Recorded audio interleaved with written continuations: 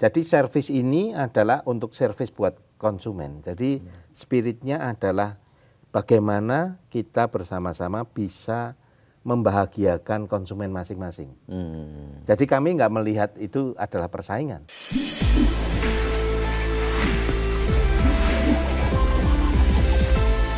Halo Sobat The Fundamentals dan Sobat Investor. Jumpa lagi dengan saya Mas Sirom, pemimpin redaksi IDIC Channel dalam podcast kesayangan kita The Fundamentals. Kali ini kita akan ngobrol terkait dengan sistem pembayaran nasional. Kita tahu belakangan sistem pembayaran nasional ini berkembang dengan pesat seiring dengan perkembangan teknologi digital. Bersama saya telah hadir Ketua Umum Asosiasi Sistem Pembayaran Indonesia, Pak Santoso Lim. Selamat datang Pak di podcast The Fundamental Pak. Terima kasih. Terima kasih atas undangannya. Ya.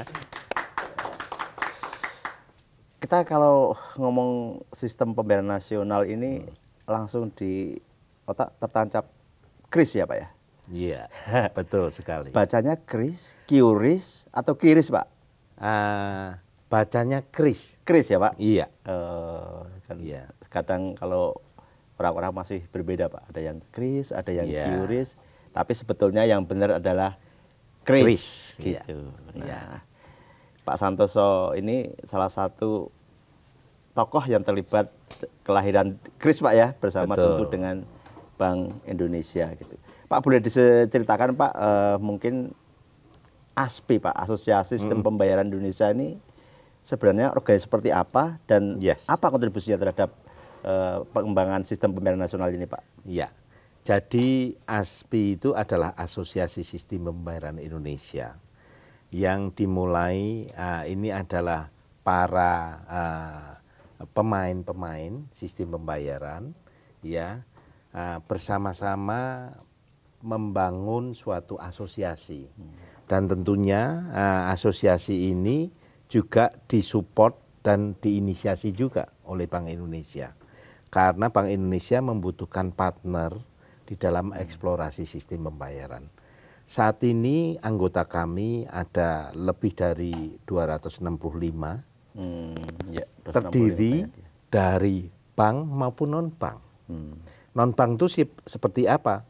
Fintech, financial technology. Ya, kita kenal banyak sekali financial technology, sistem pembayaran, ya.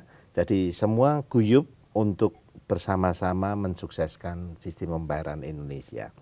Lalu juga kita banyak sekali sebagai self-regulatory organization, ASPI juga ditunjuk oleh Bank Indonesia sebagai lembaga yang membuat aspek lembaga standar Pak. Artinya gini, contoh kayak kartu ATM yang digunakan juga untuk kartu debit. Itu standar chip yang ada di dalamnya itu harus standar semua. Karena Bank Indonesia memberikan guidance kepada kami, nggak perlu lagi misalkan ATM-nya Bank A bisa digunakan harus di Bank A. Apapun ATM-nya dari A, B, C, D, E, F terserah pemainnya, ya. Kartu apapun juga terserah. Pokoknya harus bisa transaksi. Nah, transaksi itu bukan hanya di ATM, tapi juga di kartu debitnya digunakan sebagai kartu debit. Jadi apapun mesin-mesin edisinya di toko-toko atau merchant itu bisa digunakan. Nah, konsep 3I, interoperability, interconnectivity, dan integrasi, inilah yang diusung.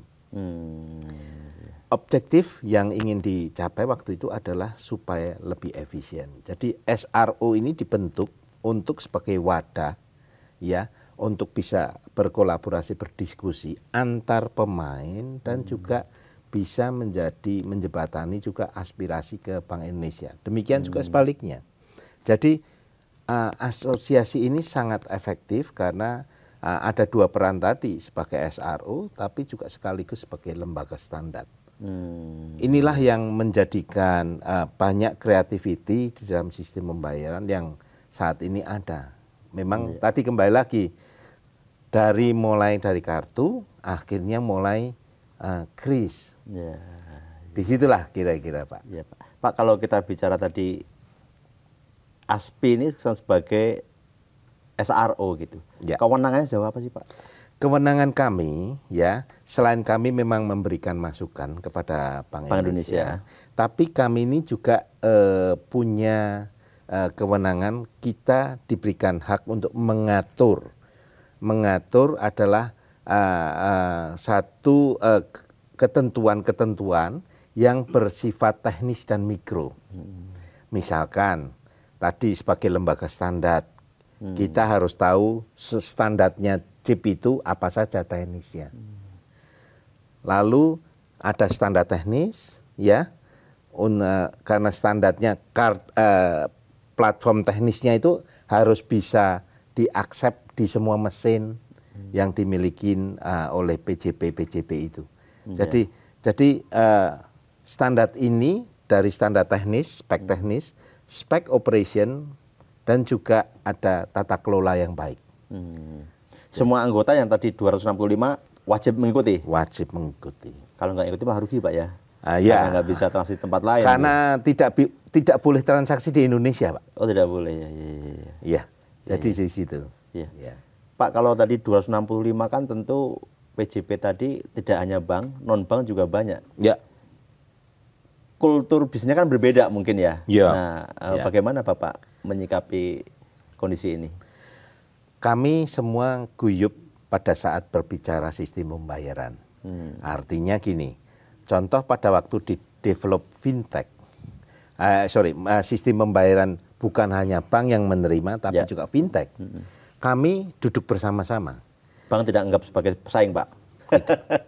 Dalam posisi ini, karena tadi harus bisa interoperability, interconnectivity, jadi bank melihat itu apa yang sebagai acquiring bank atau sebagai issuing bank, toh suatu saat kami juga akan bertemu dengan partner-partner lain. Artinya bank lain atau fintech lain. Ya, jadi service ini adalah untuk service buat konsumen. Jadi spiritnya adalah bagaimana kita bersama-sama bisa membahagiakan konsumen masing-masing. Jadi kami nggak melihat itu adalah persaingan, tapi lebih fasilitasi supaya makin hari customer makin happy, gitu ya, makin murah, gitu ya.